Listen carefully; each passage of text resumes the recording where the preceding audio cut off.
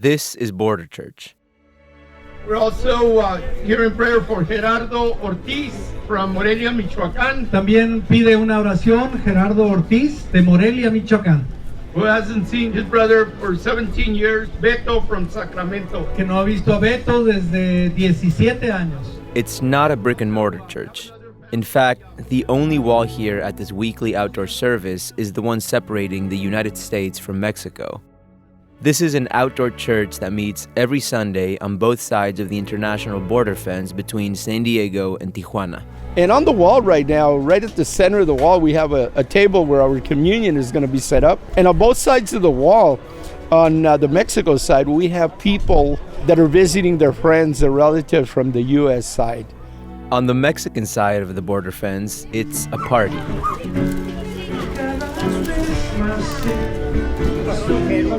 A thick crowd of people gather here every Sunday in Playas de Tijuana to enjoy food, music, and a church service that extends across the wall to the handful of people who gather on the U.S. side. The Mexican congregants are always a mix of church volunteers and Playas residents. And then there are the folks the church is proudest to serve: homeless migrants stuck in Tijuana and looking for help, plus deportees and other people who come here to meet family members they've been separated from because of immigration issues. This is the only place along the Southern California border where people can still legally walk right up to the actual fence and touch. Just barely, but still. You're able to do a pinky kiss. You know, you might say, what's a pinky kiss? Well, the pinky kiss was designed here in Playas because that's all that you can reach across that border wall to touch your relatives from the U.S. side. Just the fingertips, that's a pinky kiss that we do.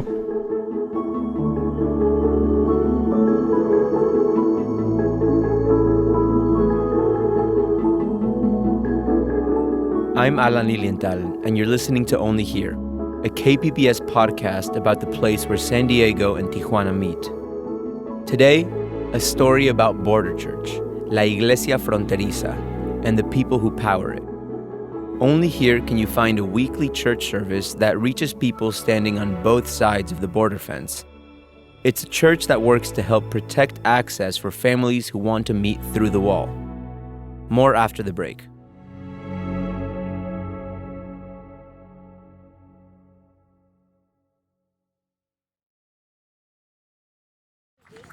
Hey. How you doing? Good, how are you? Good.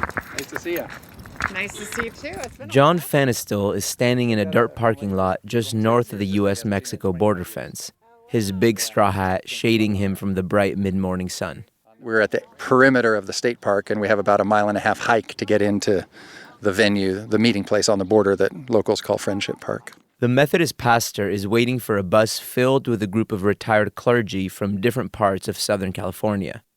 The retirees want to see Border Church for themselves, because it's hard for people who've never seen the border fence to imagine what a church service held right up against the wall is like.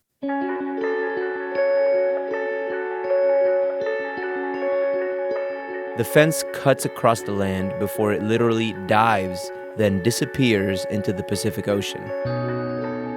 The surreal-looking scene serves as the dramatic backdrop to Border Church, the weekly open-air Sunday service at the border fence that John first started over a decade ago. The hike to the park takes about half an hour and involves navigating through a flooded road. And the water blocking the road is often filled with raw sewage runoff from Tijuana. It's pretty smelly and uninviting. The flooding is a result of rainwater pouring off hillsides in Tijuana and into the river valley in the U.S. So from November through April, San Diego's rainy season, the road is impassable by most vehicles, which is why California state park rangers just keep it closed. And we actually are working very hard at getting this road repaired so that it would have year-round access, because for 6 months a year people have to walk in. It's a real deterrent to people visiting Friendship Park. And when they open the road, as they will soon, and vehicles can drive all the way in, the traffic to the park will pick up quite a lot in the next few months. A lot of John's work over the past decade has been about fighting for access to this small park at the southwest corner of the country, because he's long been touched by the significance of the space. People use Friendship Park as a meeting ground. Families and friends stuck in Mexico or the US because of their immigration status come here to meet through the border fence. A lot of the people who come to this place haven't seen each other for years, sometimes decades. John points to a woman and her kids. He met them earlier in the parking lot. Check that out. Our family, this woman's here to see her sister. She hasn't seen her in 25 years. Oh, wow. Yeah, her sister came from Guadalajara. Okay, so they're On their way. Are they going to be able to touch through the fence, or is... Pinkies. Yeah. That's that Pinkie kiss the park is famous for. Then John waves to a young man on a bike. He says the guy comes here nearly every Sunday to pedal out to the park to see his mom, who lives in Tijuana. Hola, buenas. ¿Cómo estás? ¿Tu mamá está esperando? Muy bien. Muy bien. ¿Cuántos años tienes ya visitando tu mamá? Dos, yeah. But not everyone with relatives in Mexico can make use of the park. Rarely do people who are undocumented risk coming out here and being so close to border agents who could detain and deport them. On the US side, the people who do come to the park are mostly those whose immigration status prevents them from being able to travel to Mexico.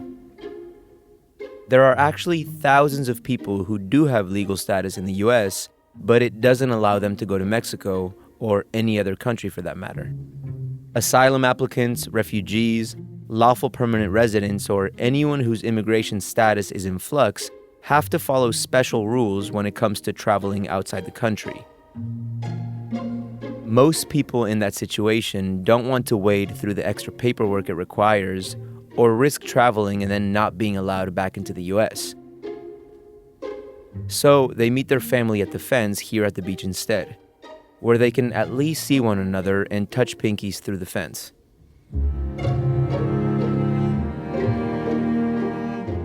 And over in Mexico, the people who use Friendship Park as a meeting place are often folks who've been deported from the US.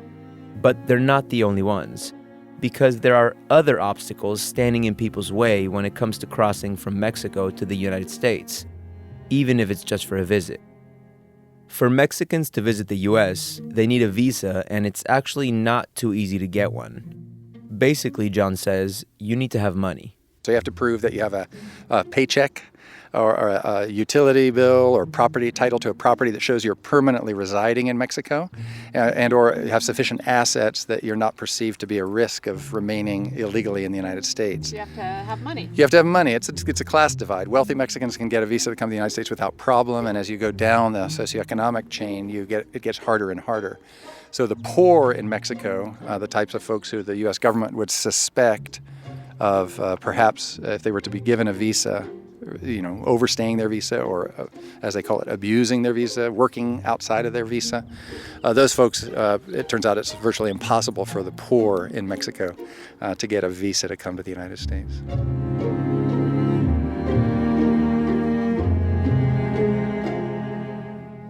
John wanted to be there to support all these people separated by the border fence. So he served communion for the first time at Friendship Park in August of 2008. Border politics at the time were getting tense, and he wanted to help protect the place. He thought holding a church service every Sunday here could help. A year earlier, the federal government claimed part of the land the park is on so they could build a bigger, more effective border fence. The feds told John and his border church followers that they weren't allowed on the land any longer. But John is kind of punk rock. He's as much of an activist as he is a man of God. So he kept meeting at the fence every Sunday despite the feds' warning. So technically we were trespassing on federal property. And we kept that up for about 6 months. This was during the time we were negotiating, trying to make sure that they would leave it open in some fashion for the public. And in February of 2009, the Border Patrol created a wall of officers, a human wall on the beach to prevent us from accessing the space. And at that time I was detained. They didn't charge me, so I was never arrested, and therefore I guess it didn't qualify as civil disobedience. But we were moving onto federal property against their orders, and so in that respect there was a protest dimension to it. Maybe some background on John will help explain why the guy was willing to get detained in order to help keep access to Friendship Park open. John was raised here in San Diego. When he was young, he got involved in the Central American peace movement of the 1980s. He says he experienced his call to serve God during a trip to El Salvador. He fell deeply in love with Latino culture, and it became his passion and commitment to serve Latino congregants for the rest of his life. He eventually became ordained at a church in the border town of Calexico. He lived and worked in the border town for years, preaching in both English and Spanish. After that, he decided that the Mexican-American borderland is where he belongs. He left Calexico and made his way back to San Diego, and promised himself that he'd always work with immigrants from south of the border. People on the move is a dominant theme of the Bible. In some ways, I think you can't read the Bible accurately or honestly if you don't understand it as a book about migrants. It's about people who are being moved or are forced to move or are feeling called to move. So for me, the scriptures, our scriptures, the scriptures of my tradition, my religious tradition, teach us that to move is a very human thing. And that's been my experience working on the border as well. And our scriptures call us to welcome the stranger, to treat our neighbor as we would like to be treated ourselves, to love God and to love our neighbor. These are some of our most fundamental commandments. And so to be faithful in following Jesus, as I try to do in my life, Christians have to practice that. If we say we love our neighbor, I feel we're called to practice what we preach.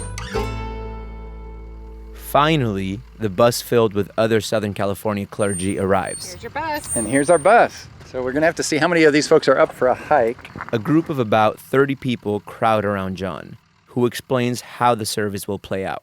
When we get there, we'll negotiate the terms of our entrance with the Border Patrol duty, who is assigned, the Border Patrol agent who's on duty.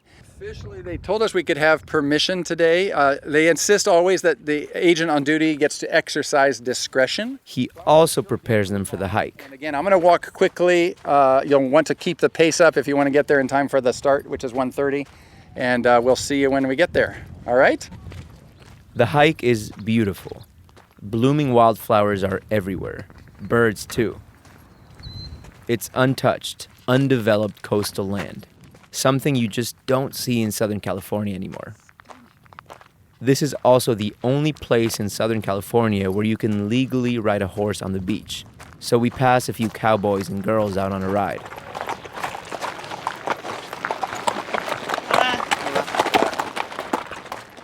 For most of the peaceful, quiet hike, it's hard to believe a highly militarized border fence is just a few dozen feet away. Over the years, John has met hundreds of families separated by immigration status, so he's heard a lot of stories about how it happens and why they come here to the fence at the beach. He says the most touching stories are ones involving life and death, like when grandmas and grandpas see their grandchildren for the first time, or when families say goodbye to ailing parents or grandparents for the last time. At least once a month, people bring their small children and are introducing them to their grandparents through the fence. That's a common occurrence. So the presentation of a newborn child or of a small child to grandparents who have ever only FaceTimed or Skyped with that child is just extraordinary. It's beautiful and wonderful. We've also had many families across the years who have come long distances to say goodbye to dying loved ones.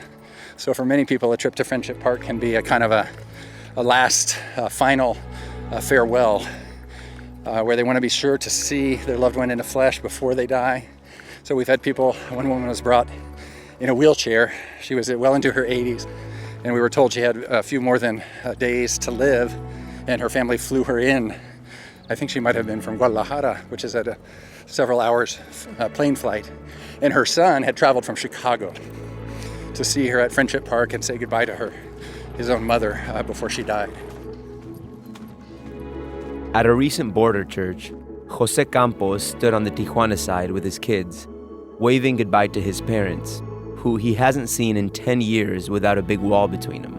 His kids have never hugged their grandparents, though they just spent an hour together at border church, talking and doing pinky kisses across the fence. When it comes time to say goodbye, it isn't easy. Jose and his kids trail the wall and follow as his parents get farther and farther away towards the parking lot, yelling goodbye back and forth across the wall until they get to their car in the distance. ¡Mande! ¡Hey, Emi! Yo también te quiero mucho, te amo. Tío, háblale, mira. Bye, tío Emi. Bye, tío Emi. Háblale, tío. Bye. Bye. Adiós, dile. ¡Es tu carro! ¡Emi! ¡Es tu carro! ¡Es tu carro!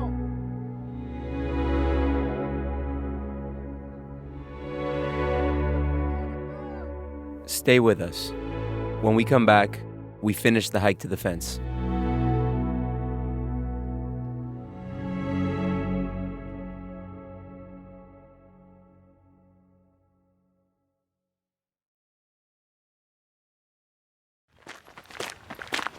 So you can see the double wall coming up here.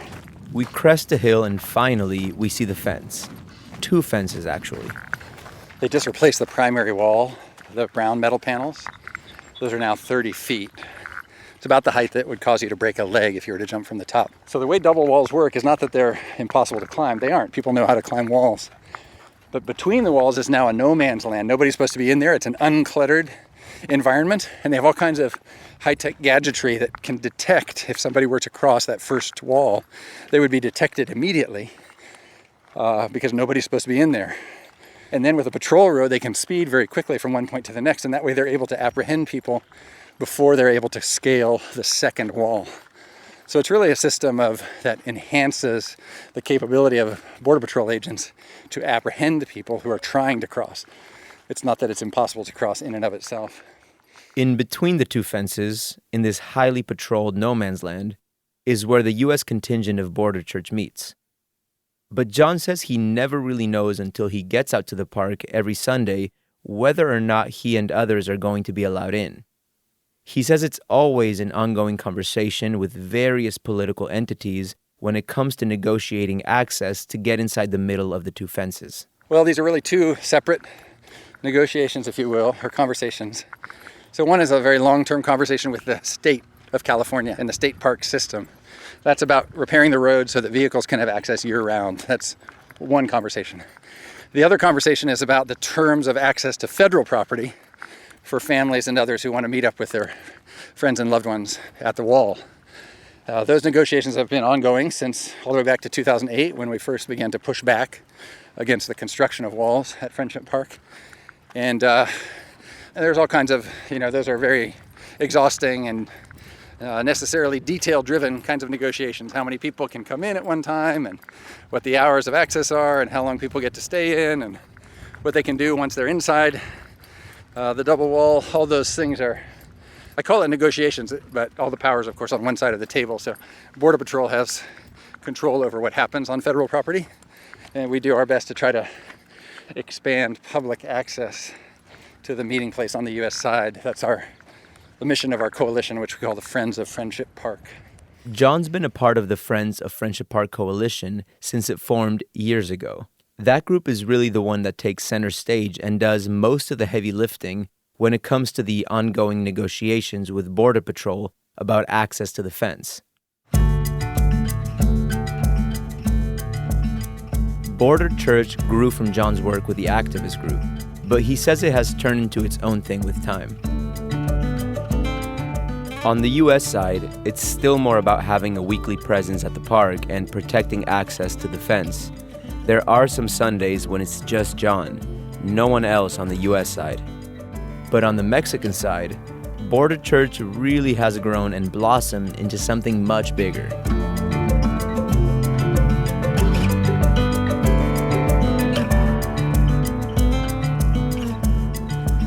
So we're here on state parks property, and to enter Friendship Park, we have to step onto federal property. So Agent Gonzalez, who's the Border Patrol agent on duty for today, has confirmed that I'll go in, and I'm hoping he'll allow our other visitors to also join in the church service. You can hear the sound system on the other side. That's my colleague Guillermo Navarrete doing a sound check. And you can see the white tents through the border wall, and there's people gathering on that side, and that's really where the action is. They've set up a whole operation on the Mexican side, and I'll be going to join them at the border wall and connecting through the wall with a wireless microphone. And I see the one family I chatted with in the parking lot. The woman hadn't seen her sister in 25 years, and I can see her visiting her with her sister now. So she's holding her, I presume that's her daughter, in her arms, and visiting through the wall with her sister on the Mexican side. Cool. Yeah, there's a reunion 25 years in the making. John disappears into the space in between the two border walls. A few families are already talking through the fence. Within a few minutes, Border Church is officially underway. On both sides of the wall, I invite you to come up to the wall and place your hands on the wall. Perhaps you'll find a friend on the other side. And with our hands on the wall, we recognize that we are connected to each other through the Spirit of God, even as we are divided by this wall. On the Tijuana side of the religious service held on both sides of the border fence, there's music, there's food, Pozole. there's lots of prayer and preaching, That we might lift our prayers to God. and there's even a garden with free veggies up for grabs. You know, it's open to the public, so anybody can come and harvest anytime anybody's hungry. And then on Sundays, we do the big harvest. We're bringing over like a bag of probably like 60 or 70 salads worth. Good it is to glorify God and to rejoice in His presence. Over the years, Border Church on the Mexican side of the wall has transformed into a big event. It's not highly monitored or policed on this side of the fence like it is on the other. The freedom means there's been more room to grow. The outdoor service in Tijuana has become, in part, a place of refuge for people at a point in their lives that's full of chaos and insecurity. Like I mentioned earlier, a lot of the folks who attend Border Church here in Mexico have been deported. They come here to meet family and friends who are still in the U.S. And on the wall right now, right at the center of the wall, we have a table where our communion is going to be set up. And on both sides of the wall, on the Mexico side, we have people that are visiting their friends, their relatives from the U.S. side. Through that mesh wall, of course, you can't see them very well, but you're able to distinguish the figures. You're able to do a Pinkie kiss. You know, you might say, what's a Pinkie kiss? Well, the Pinkie kiss was designed here in Playas because that's all that you can reach across that border wall to touch your relatives from the U.S. side. Just the fingertips. That's a Pinkie kiss that we do. That's Robert Vivar, a deportee who now helps run Border Church. And, you know, right now as we're looking at the border wall, we see a child who is playing, swinging back and forth. Probably they're next to mom and dad that are visiting the relatives on the other side. And as we go a little bit further, we can see a couple more families also that are right up against the border wall, visiting with their family members on the U.S. side. Robert says he knows this well. He's a grandfather who was deported. And being deported, I haven't seen my grandchildren in about 6 years. You know, they're growing up. They're missing out on their grandpa. I'm missing out on my grandkids. And, you know, the love that a grandparent has for their grandchildren, it's incredible. You know, it's something that is very valuable for both the grandparent and the child. So to us, it's very important that those grandparents have that opportunity to meet that grandchild. And they meet through the border wall right here. Through the border wall there. Robert says another part of the church's congregation is made up of homeless migrants from Central America and other parts of the world. They come to Tijuana to cross into the U.S., but they get stuck. He says many of them are waiting for their asylum cases to make their way through the system. Border Church helps hook these people up to services in Tijuana. The open-air church also keeps them fed. And at least, you know, with what we grow in the gardens, they're able to harvest and have at least a little bit of nutrition while something else happens and they're able to feed themselves. Guillermo Navarrete, the pastor for the Tijuana side of the Border Church, helps John Fanistel lead the service in both Spanish and English. Mucho gusto. Mucho gusto. Guillermo Navarrete. Mucho gusto. Gracias. Right before the service begins, Guillermo tells me that not long ago he was just a normal guy who went to a traditional church sometimes on Sundays. But then he discovered Border Church. He says he immediately knew he had to be a part of it. God called me through my heart, because this situation, it's hard, it's sad, and the most important thing is unjust. They suffer, about the migrants, they suffer the injustice. They live at the streets with the same danger that every city, so they suffer a lot. When I see them, I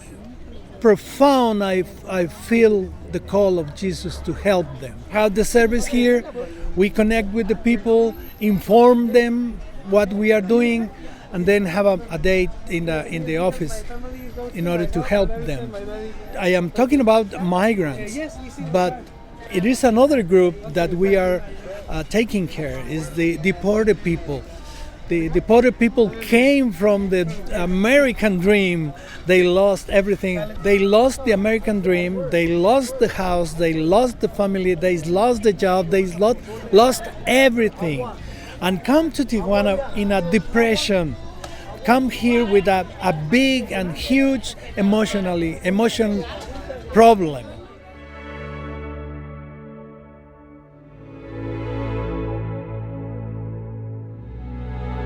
The service takes about an hour. As it wraps up, the families who came here to meet each other through the fence start saying their goodbyes and parting ways. John closes the day's sermon. So we give thanks to God for the joy that comes with this reunification of families and friends. It's about time for us to leave here in the United States. I know the party will continue in Mexico. ¿Sí hay comida? Amen. ¿Cuál comida? Pozole. There's a pozole. So the party continues on the Mexican side, but we have to leave here in the United States. I wonder, Jaime Luis, do you have one more song for us as we leave? We have time for just one short song and then the final benediction. As the service is wrapping up, I talk to a filmmaker who lives here in Playas de Tijuana. He tells me he tries to come to Border Church as often as he can, because it's powerful to see something like this happening right at the border wall. Something that's become the symbol for dividing people instead of bringing them together. It's pretty surreal to see, and he tells me he's touched by the scene every time. Something about having the reality of the wall and all it represents right here, it makes their prayers look more like a protest.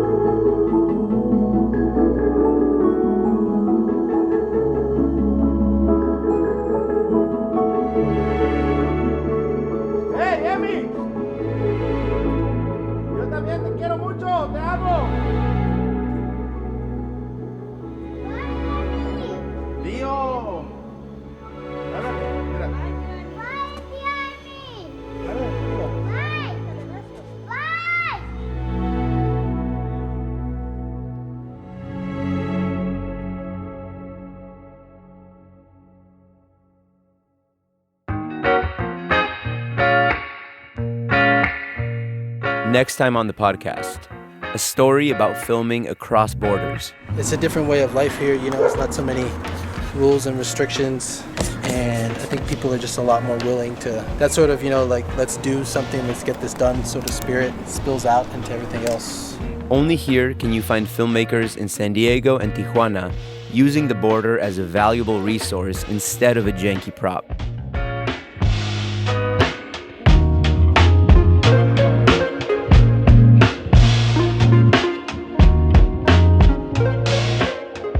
Only Here is a KPBS podcast hosted by me, Alan Lilienthal. It was written and produced by Kinsey Moreland. Emily Jankowski is the director of sound design. Lisa Morissette is operations manager, and John Decker is the director of programming. KPBS reporter Claire Trageser helped edit the script.